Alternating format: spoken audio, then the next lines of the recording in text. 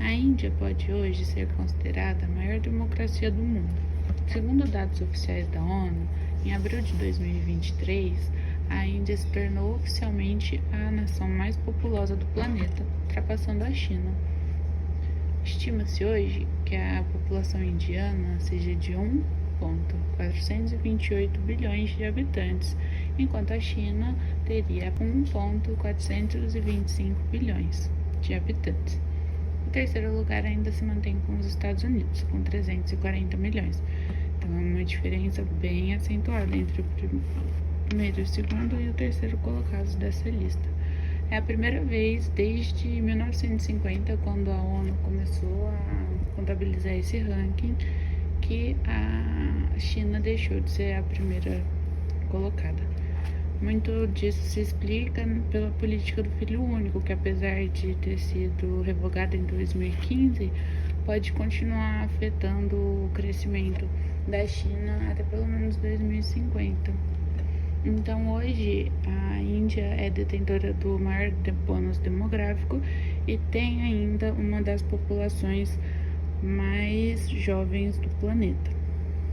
No entanto, a democracia indiana pode estar passando, assim como é tendência em outros países, por um declínio, ameaçado pelo totalitarismo de Narendra Modi, primeiro-ministro do país, representante e integrante do BJP. O BJP, Bharatiya Janata Party, ou Partido do Povo Indiano, atualmente atua, segundo alguns intelectuais e pesquisadores do assunto, como uma fachada partidária para o RSS, que seria o Rashtriya Swayamsevak Sangh, que é uma organização paramilitar fundada em 1925, lá no contexto de luta anticolonial e de inspiração fascista. Um dos principais objetivos e pautas do RSS é defender o projeto de uma Hindu-Rashtra, ou seja, uma pátria ou nação hindu.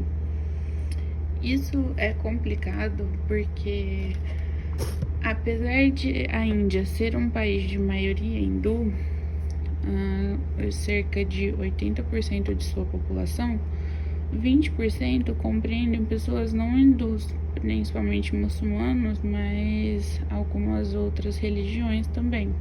E 20% da população indiana representa pelo menos 280 milhões de pessoas, um número superior à população brasileira, só para a gente ter uma comparação.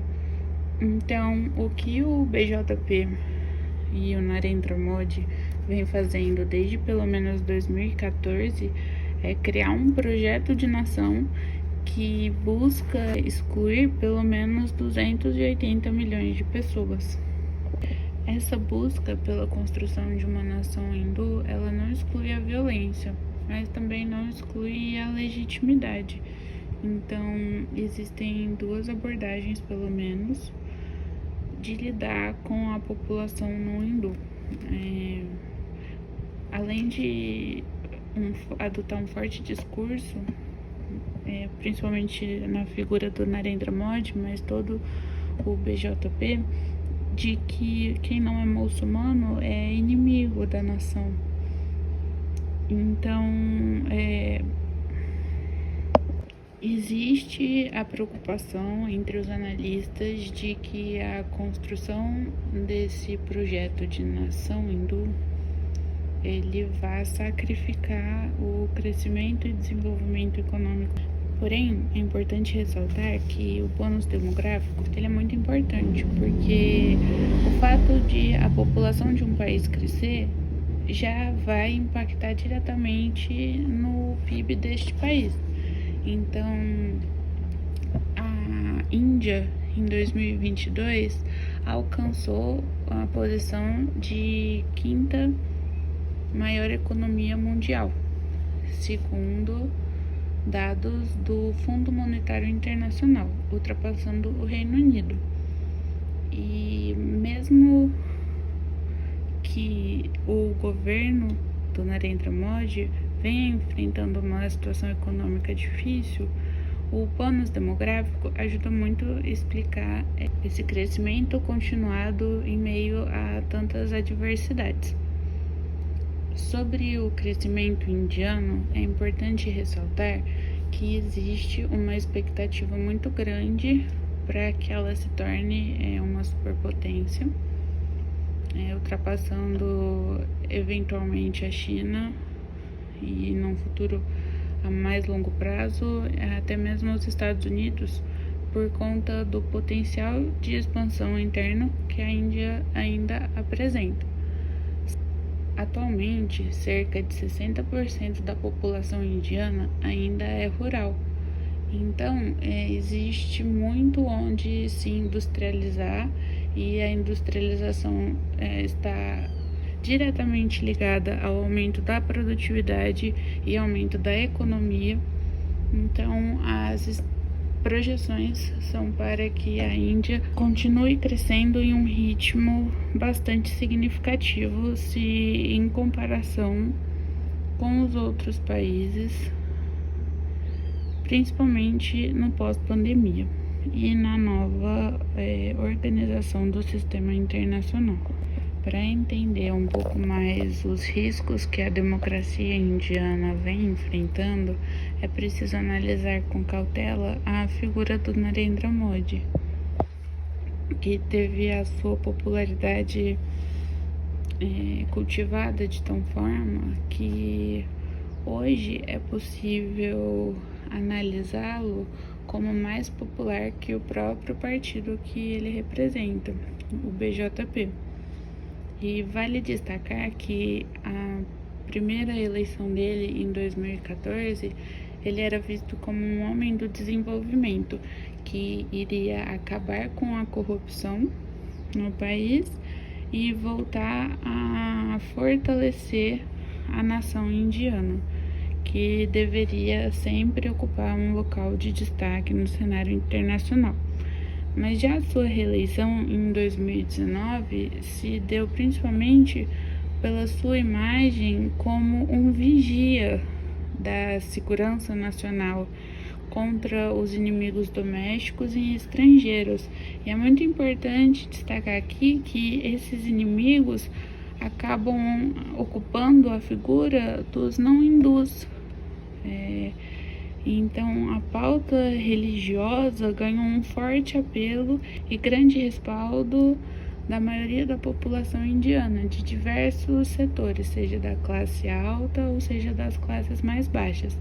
E aqui a gente precisa lembrar que existe ainda a questão das castas na Índia, né? É uma sociedade extremamente estratificada.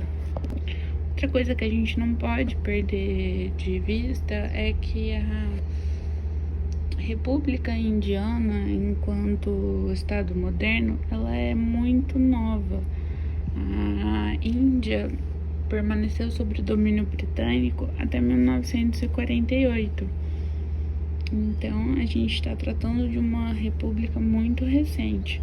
Mas a gente também está tratando de uma população que sempre, ao longo da história, ocupou um papel de destaque no desenvolvimento das civilizações. E sempre foi um território, né? Foi uma nação criada em cima da diversidade. Então, dá pra gente perceber que o Narendra Modi é líder extremamente populista. A primeira vez que ele é eleito, ele usa bastante na sua campanha a questão de ele vir de baixo, ao contrário do antigo governo, que era principalmente vindo da elite. Mas ele vai chegar ao poder por meio das instituições democráticas e, uma vez instalado no poder, ele começa a corroer essas próprias instituições que o levaram ao poder para buscar permanecer ao poder e também no caso deles e dessa política indutiva, buscar o ideal de nação, né? Então aqui, para ilustrar um pouco melhor, trago uma passagem de Fábio Luiz de Barbosa de Santos, que em 2021 escreveu que o BJP tem um ideal de sociedade, e assim como os nazistas exaltam a convicção de que serão eternos. A dominação total que o BJP exerce e projeta, mobilizando subjetividades populares a seu favor, foi comparada ao fascismo por diversos intelectuais. Governa-se incitando a beligerância, a arbitrariedade, a irracionalidade, o ressentimento e o ódio, e aqueles subordinados a tudo isso estão sujeitos ao medo. A gente pode visualizar isso também, né, na questão de que existe a perseguição dos opositores ou dos inimigos, que são principalmente os muçulmanos, por meio de ações tanto policiais quanto judiciárias. Então, além da vigilância, né, do conteúdo por meio da internet, que vai restringindo liberdades civis, vai restringindo liberdade de expressão, vai usando as redes sociais para divulgar fake news e construir uma base de apoio para esse projeto de nação hindu. É extremamente excludente. Então, o sucesso desse projeto, iniciado lá pelo menos em 2014, ele é reiterado e é legitimado por meio das eleições. As próximas eleições, agora em 2024, elas podem marcar um ponto de ruptura para o bem-estar e saúde da democracia indiana. E nessa perspectiva, segundo o Fábio Luiz Barbosa dos Santos, a batalha eleitoral é instrumental na guerra para conquistar corações e mentes, cuja sensibilidade é crescentemente moldada justamente pelo poder que o BJP acumula e exerce de modo brutal.